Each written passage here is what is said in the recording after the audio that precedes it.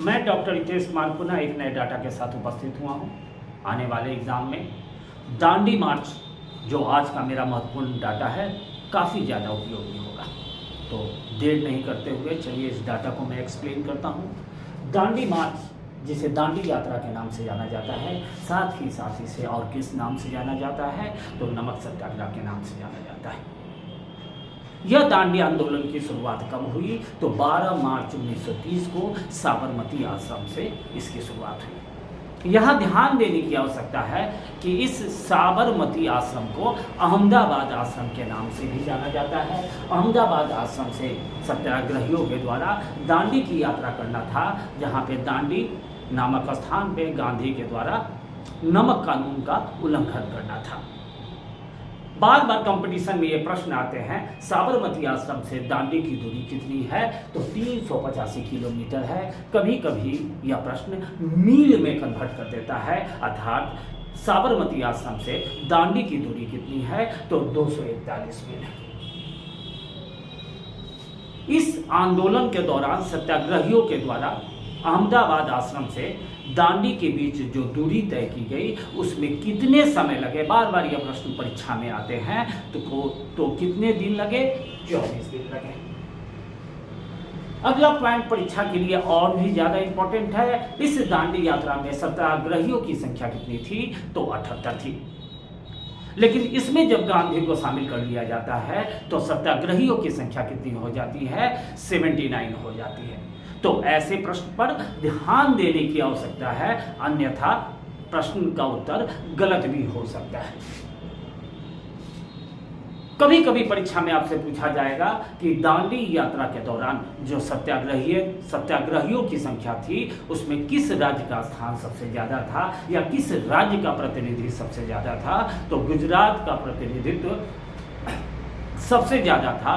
दूसरे स्थान पे महाराष्ट्र आते थे और तीसरे स्थान पे संयुक्त प्रांत का स्थान था। इसी संयुक्त प्रांत को वर्तमान में किस नाम से जाना जाता है तो उत्तर प्रदेश के नाम से जाना जाता है। बहुत सारे पुस्तक में ऐसे तथ्य ना मिलेंगे। इस दांडी यात्रा के दौरान जो सत्याग्रही लोग थे उसमें सर्वाधिक उम्र के सत्याग्रही कौन थे तो महात्मा गांधी थी। दांडी यात्रा के समय महात्मा गांधी का उम्र कितना था तो 61 ईयर्स ओल्ड, मतलब 61 वर्ष के महात्मा गांधी थे। और सबसे कम उम्र वाले सत्याग्रही कौन थे तो सबसे कम उम्र वाले सत्याग्रही का नाम लीलाधर था। यह हाईली इंपॉर्टेंट प्रश्न है।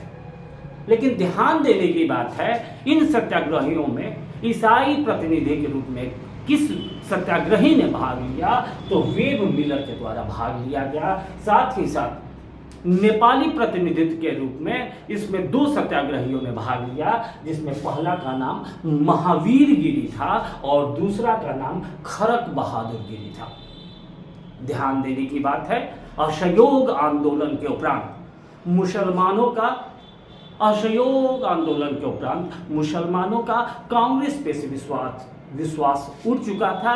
ऐसी परिस्थिति में मुसलमान समाज के द्वारा कांग्रेस को भरपूर समर्थन नहीं दिया जा रहा था। तब भी इन सत्याग्रहियों में मुस्लिम सत्याग्रहियों की संख्या कितनी थी तो 2 थी, मतलब अर्थात इन 78 सत्याग्रहियों में मुसलमान प्रतिनिधित्व कितना था तो 2 था। दांडी यात्रा के दौरान गांधी को यह आभास हो रहा था कि अंग्रेजों के द्वारा उनकी हत्या भी की जा सकती है या उन्हें कठोर कैद की सजा भी दी जा सकती है। ऐसी परिस्थिति में आंदोलन का नेतृत्व किसके द्वारा किया जाएगा, यह हाईली इंपॉर्टेंट प्रश्न है। जनरली आपके हल्के फुल्के पुस्तक में ऐसे प्रश्न का उत्तर न के बराबर मिलता है। तो यदि गांधी दांडी यात्रा के दौरान गिरफ्तार होते हैं तो इस आंदोलन का नेतृत्व किसके द्वारा किया जाएगा, अब्बास तैयब जी के द्वारा किया जाएगा। यहाँ ध्यान देने की बात है, गांधी के बाद नेतृत्व कौन करेंगे, अब्बास तैयब जी करेंगे। लेकिन ऐसी परिस्थिति नहीं बन पाई। इस दांडी यात्रा के दौरान सत्याग्रहियों में एकमात्र महिला सत्याग्रही कौन थी तो सरोजिनी नायडू थी। इस दांडी यात्रा के दौरान हिंदू समाज और मुसलमान समाज के द्वारा गीता और कुरान के द्वारा प्रतिज्ञा ली जाती थी कि सत्याग्रही को यदि कुछ होता है तो ऐसी परिस्थिति में कांग्रेस पार्टी जिम्मेवार नहीं है। लेकिन ध्यान देने की बात है, दांडी यात्रा के पूर्व गुजरात में एक लोकप्रिय आंदोलन हुआ था जिसे हम बारदोली आंदोलन या बारदोली सत्याग्रह के नाम से जानते हैं। इस आंदोलन के फलस्वरूप पटेल की लोकप्रियता राष्ट्रीय स्तर पर काफी बढ़ी। कभी कभी आपसे प्रश्न पूछा जाएगा, पटेल को सरदार की उपाधि किसने दी? तो बारदोली की महिला दी। कभी कभी विकल्प में बारदोली की महिला ना होकर गांधी होगा, अर्थात बारदोली की महिलाओं ने जब गांधी को पटेल के बारे में बताया, उनके कुशल नेतृत्व के बारे में बताया, तो ऐसी परिस्थिति में गांधी के द्वारा पटेल को सरदार से संबोधित किया गया। फलतः गांधी ने पटेल को निर्देश दिया कि आप 12 मार्च के पूर्व दांडी की यात्रा प्रारंभ करते हैं। फलतः पटेल के द्वारा 5 मार्च को दांडी के लिए रवाना हुआ गया। उनको कुछ कार्य सौंपा गया, जैसे गांधी की जो दांडी यात्रा होगी उसका वो मार्ग का निर्धारण करे, साथ ही साथ आंदोलन की रूपरेखा कैसी होगी इस पे भी उन्होंने काम किया। इतना ही नहीं, वो गांव-गांव में जाकर इस आंदोलन के प्रति जनता में उत्साह भरने का काम किया। क्योंकि बारदोली सत्याग्रह की सफलता के बाद पटेल अंग्रेजों के नजर पर चढ़ चुके थे। ऐसी परिस्थिति में 6 मार्च को पटेल को गिरफ्तार कर लिया गया। पटेल को कहां गिरफ्तार किया गया? तो रासगांव नामक स्थान पर पटेल को गिरफ्तार कर लिया गया। यहां ध्यान देने की बात है, भारतीय राष्ट्रीय आंदोलन में ऐसी घटना काफी कम मिलती है कि पटेल को सजा देने के लिए रविवार के दिन न्यायालय को खोला गया और पटेल को 3 महीने की कठोर सजा सुनाई गई। भारत के राष्ट्रीय आंदोलन में ऐसी उदाहरण काफी कम मिलती है। लेकिन इस आंदोलन की एक दूसरी विशेषता थी, गांधी के द्वारा यह निर्धारित कर दी गई थी कि दांडी यात्रा में न बच्चे भाग लेंगे न महिलाएं भाग लेंगी।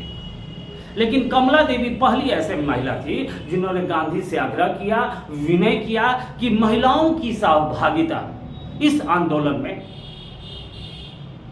देने की अनुमति प्रदान करें। अंततः गांधी के द्वारा कमला देवी के सुझाव को स्वीकार किया गया। फलतः महिलाओं ने भी बढ़ चढ़कर इस आंदोलन में हिस्सा लिया और कई प्रकार के सकारात्मक समर्थन इस आंदोलन को किया।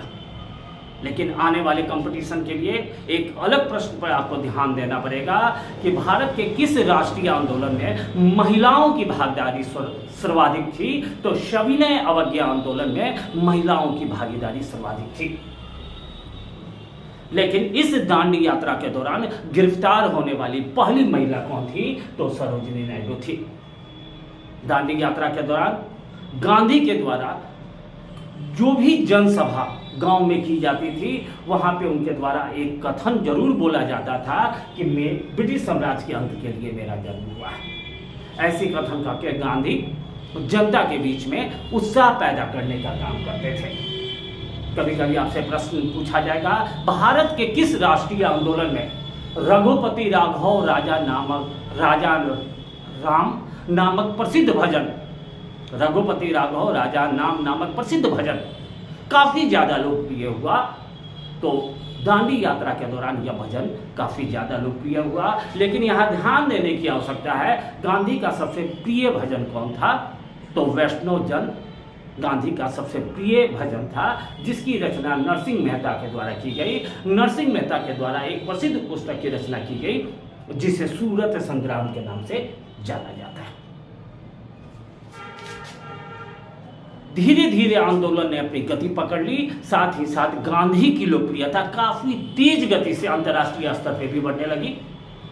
जन सैलाब उमड़ने लगा। ऐसी परिस्थिति में लगातार परीक्षा में आपसे यह प्रश्न आएगा कि इस आंदोलन को किसने क्या कहा।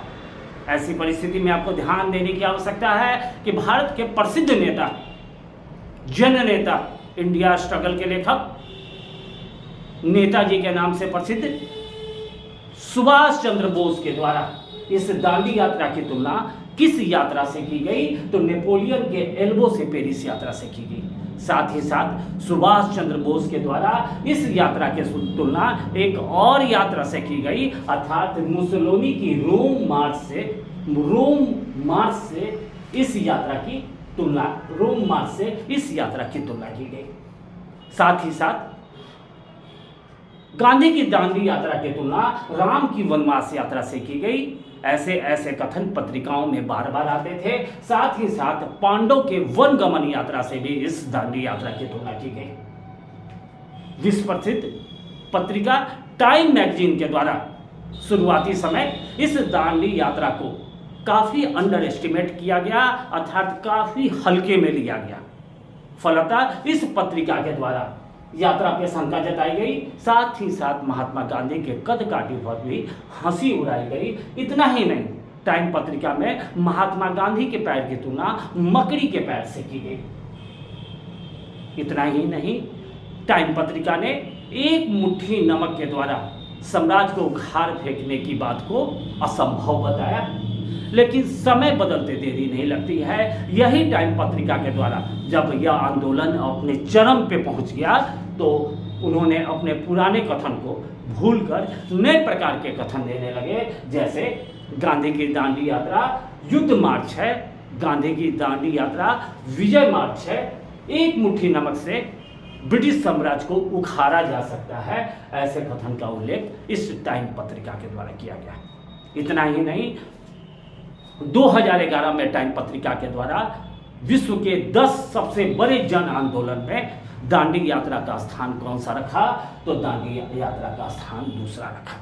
इसके अतिरिक्त दांडी यात्रा के दौरान विश्व प्रसिद्ध एक और अखबार शिकागो ट्रिब्यून ने गांधी की दांडी यात्रा की तुलना सफेद नदी से की है, क्योंकि इसमें जन सैलाब जो है वो काफी ज्यादा था।